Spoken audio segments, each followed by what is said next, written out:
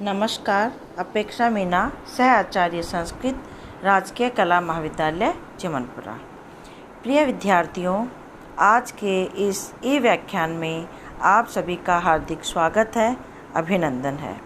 आज हम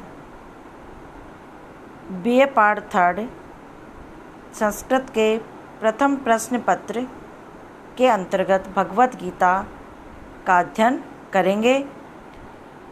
भगवत गीता के तीसरे अध्याय तक मैंने आपको पढ़ा दिया है।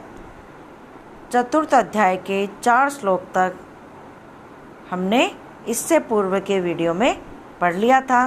आज हम चतुर्थ अध्याय के 5वें श्लोक से पढ़ना प्रारंभ करेंगे।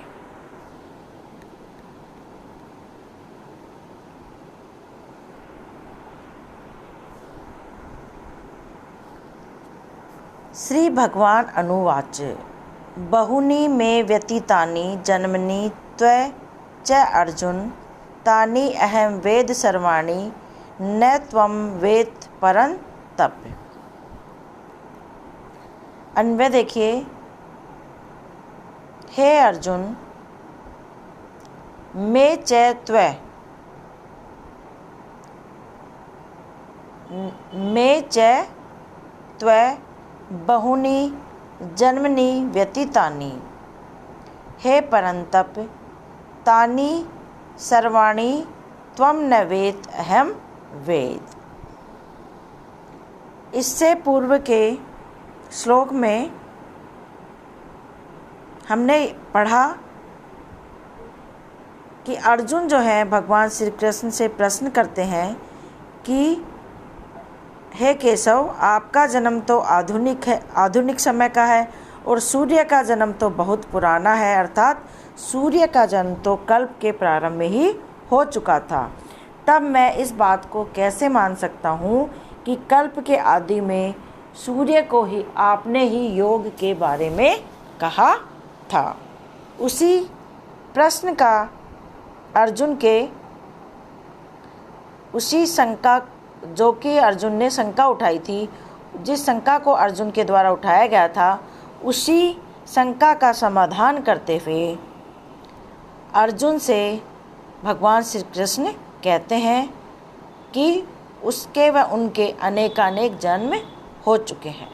देखिए, हे अर्जुन, मे च त्वं बहुनी जन्मानि व्यतीतानि, कि हे अर्जुन, मैं च त्वं, मेरे और त्वं तुम्हारे, हे अर्जुन, मेरे और तुम्हारे बहुनी जन्मानि व्यतीतानि, अनेकानेक जन्म हो चुके हैं।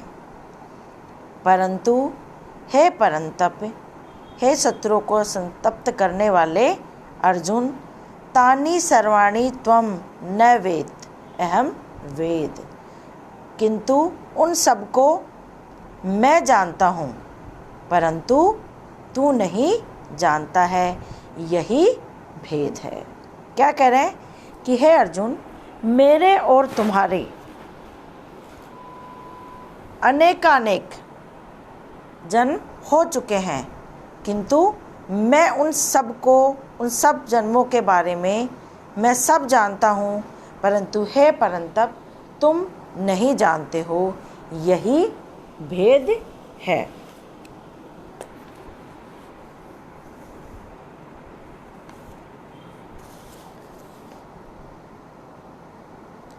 आत्मा अव्यय, अजन्मा और अविनाशी है। जीव बार बार जन्मता है और मरता है। मनुष्य कर्मों के अनुसार आवागमन के फेर में पड़ा रहता है। उसकी ज्ञान शक्ति पुण्य पाप आदि संस्कारों से ढक जाती है। अज्ञान अविद्या का पर्दा जन्मों के बीच में पड़ जाता है, जिसकी वजह से इधर उधर वह कुछ भी नहीं देख पाता है और नहीं जान पाता है। जो दिव्य कर्मों के द्वारा अपना रूपांतर करके पाप पुण्यों के ऊपर उठ जाते हैं, जिन्हें सत असत विद्या का बंधन नहीं रहता, वे सर्वज्ञ होते हैं और माया को अपने अधीन करके स्वेच्छा से लोक कल्याण धर्म संस्थापना के लिए मनुष्य देह में उतरते हैं। भगवान श्री कृष्ण ऐसे ही मुक्त आत्मा, मुक्त पुरुषोत्तम हैं। वे ही सर्वज्ञ हैं। उनकी दिव्य दृष्टि जन्म जन्म के दृश्यों को देखने में समर्थ है। इसीलिए वे अर्जुन से कहते हैं कि तुम्हें अपने जन्मों का कुछ भी ज्ञान नहीं है, परंतु मैं नित्य शुद्ध बुद्ध मुक्त स्वभाव से और आवरण रहित ज्ञान शक्ति से उन सभी जन्मों को जानता हूँ, और यही हम दोनों में भेद है। अगला, अजो अपि सन व्यय आत्मा भूतानाम ईश्वरो अपि सन प्रकृतिम स्वाम अधिष्ठाय संभवम आत्म मायाया। प्रस्तुत श्लोक में भगवान श्री कृष्ण अर्जुन से अपने जन्म की अलौकिकता के विषय में बतला रहे हैं। अजो अपि सन व्यय आत्मा भूतानाम ईश्वरो अपि सन प्रकृतिम स्वाम अधिष्ठाय संभवामि आत्म मायया।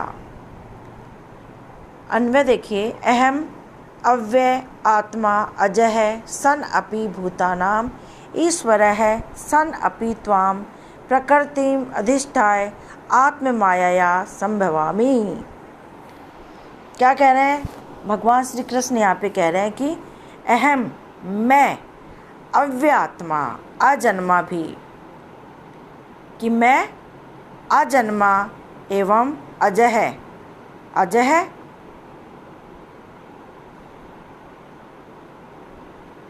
अजन्मा, अव्यय अविनाशी। क्या कह रहे हैं कि मैं अजन्मा और अविनाशी स्वरूप होते हुए भी भूतानाम ईश्वर सन समस्त प्राणियों का ईश्वर। क्या कह रहे हैं कि हे अर्जुन, मैं अव्यय अजय, कि मैं अजन्मा एवं अविनाशी स्वरूप होते हुए भी ईश्वर सन भूतानाम ईश्वर सन अपि समस्त भूत प्राणियों का ईश्वर होते हुए भी त्वाम प्रकृतिम अधिष्ठाय अपनी प्रकृति को, स्वाम प्रकृतिम अपनी प्रकृति को अधिष्ठाय अपने अधीन करके आत्म मायाया अपनी माया से संभवामी जन्म लिया करता हूँ। भगवान श्री कृष्ण कह रहे हैं कि हे अर्जुन, मैं अजन्मा और अविनाशी स्वरूप का होते हुए भी समस्त प्राणियों का ईश्वर होते हुए भी अपनी प्रकृति को अपने अधीन करके अपनी माया से जन्म लिया करता हूँ।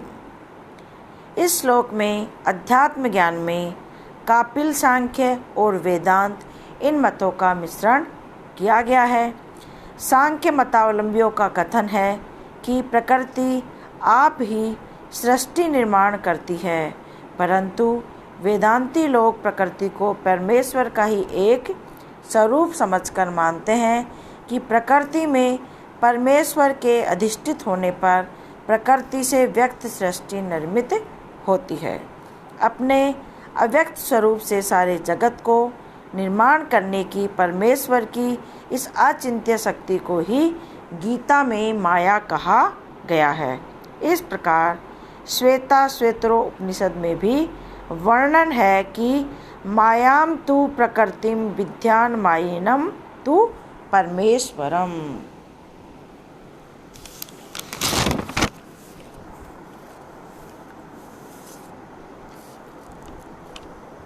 क्या कह रहे हैं कि मैं अपनी, भगवान श्री कृष्ण कह रहे हैं कि मैं अपनी प्रकृति को अधीन करके अपनी योग माया से प्रकट हुआ करता हूँ। यह कहकर भगवान ने साधारण जीवों से अपने जन्म की विलक्षणता प्रदर्शित कर दी है। कहने का तात्पर्य है कि जैसे जीव प्रकृति के वश में होकर अपने अपने कर्मानुसार अच्छी बुरी योनियों में जन्म धारण करते हैं, सुख दुख को भोगते हैं, उस प्रकार का मेरा जन्म नहीं है। मेरा जीवन स्वतंत्र एवं दिव्य है। वह अन्य जीवों की भांति कर्म के वशीभूत नहीं होता है। अगला देखिए, यदा यदा ही धर्मस्य ग्लानिर्भवति भारत अभ्युत्थानम् अधर्मस्य तदात्मानं सृजामि अहम्। बहुत सुंदर, गीता का बहुत ही सुंदर यहाँ पे श्लोक है कि जब जब हम शुरू से सुनते आए हैं कि जब जब धर्म की हानि और अधर्म का विस्तार होता है तब भगवान स्वयं इस पृथ्वी पर अवतार लिए करते हैं। बहुत ही सुंदर पद्य है।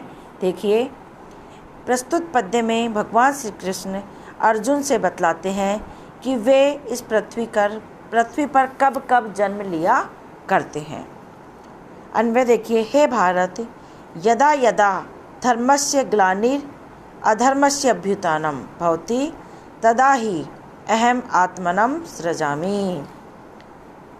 क्या कह रहे हैं कि हे भरत वंश में उत्पन्न अर्जुन, यदा यदा जब जब धर्मस्य ग्लानि धर्म की हानि और अधर्मस्य अभ्युत्थानम और अधर्म की उन्नति वृद्धि विस्तार होता है, अर्थात अधर्म का पृथ्वी पर जब विस्तार होता है तदा उस समय तब ही अहम आत्मनाम सृजामि, तब मैं स्वयं ही जन्म लिया करता हूँ, अर्थात साकार रूप धारण करके मैं लोगों के समक्ष प्रकट होता रहता हूँ, जन्मता रहता हूँ। हे अर्जुन, जब जब इस संसार में धर्म की हानि और अधर्म का वृद्धि या विस्तार होता है तब ही मैं स्वयं जन्म लिया करता हूँ, अपना साकार रूप धारण करके लोगों के समक्ष प्रकट होता हूँ।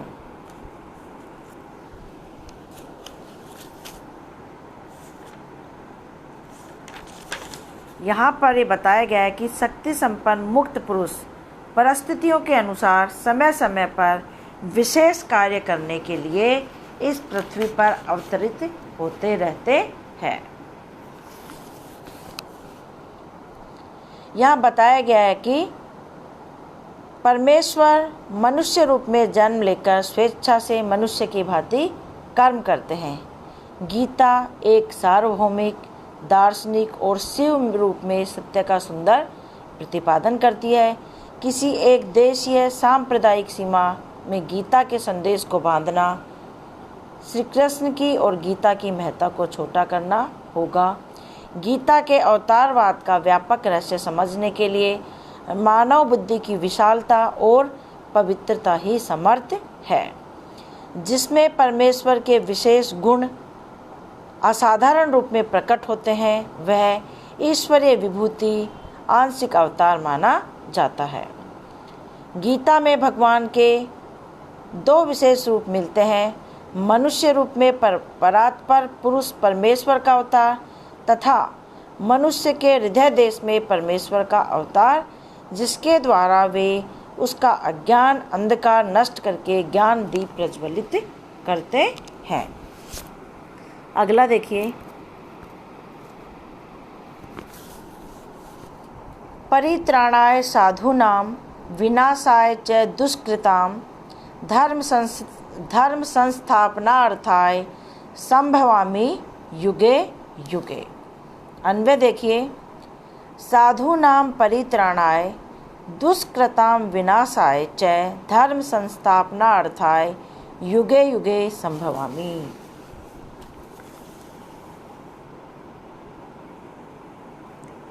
यहाँ पर इस पद्य में भगवान श्री कृष्ण उन कारणों का विवेचन कर रहे हैं जिन कारणों के कारण उन्हें इस संसार में बार बार जन्म लेना पड़ता है। साधूनां परित्राणाय, हे अर्जुन, साधूनां परित्राणाय सज्जनों की रक्षा करने के लिए, साधूनां परित्राणाय रक्षा करने के लिए। तो हे अर्जुन, साधूनां सज्जन पुरुषों की रक्षा करने के लिए तथा दुष्कृतां विनाशाय और दुष्टों का विनाश करने के लिए, धर्म संस्थापनार्थाय एवं इस संसार में धर्म की स्थापना करने के लिए, युगे युगे प्रत्येक युग में संभवामि मैं जन्म लेता हूँ, मेरा अवतार होता है। क्या कह रहे हैं कि हे अर्जुन, सज्जनों की रक्षा करने के लिए एवं दुष्टों का विनाश करने के लिए, संसार में धर्म की स्थापना करने के लिए प्रत्येक युग में मैं जन्म लेता हूँ, मेरा अवतार होता है।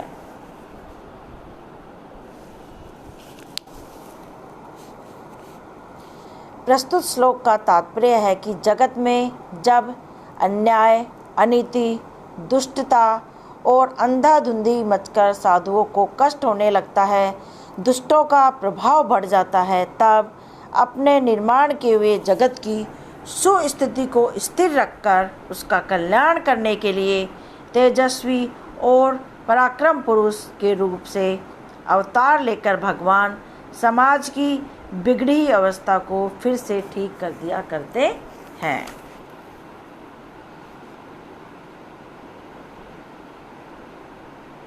अवतारी पुरुषों के जीवन संघर्षों से भरे रहते हैं। जैसे भगवान श्री राम, श्री कृष्ण का जीवन पग पग पर कष्टों से भरा है। वे अपने चमत्कारी शक्ति के द्वारा इन कष्टों का अंत कर देते तो अवतार का कार्य अधूरा रह जाता है। अवतार कष्ट सहने की प्रेरणा और कर्म की कुशलता देते हैं और परिस्थिति का सदुपयोग करना सिखाते हैं। अवतार पुरुषों का ध्येय साधुजनों, सज्जनों का उद्धार एवं दुष्टों का विनाश करना और धर्म की भली भांति स्थापना करना होता है। अवतारी पुरुष अनेक प्रकार से साधुजनों का परित्राण करते हैं। कहीं वे मित्र बनकर, कहीं सेवक, कहीं नेता, कहीं गुरु और कहीं दूत बनकर उनकी रक्षा करते हैं। जिस समय उनके जिस चरित्र और आचरण से लोक कल्याण होता है, उस समय वे वैसा ही आचरण करते हैं। आज के वीडियो में इतना ही। पुनः आपसे भेंट होगी। धन्यवाद।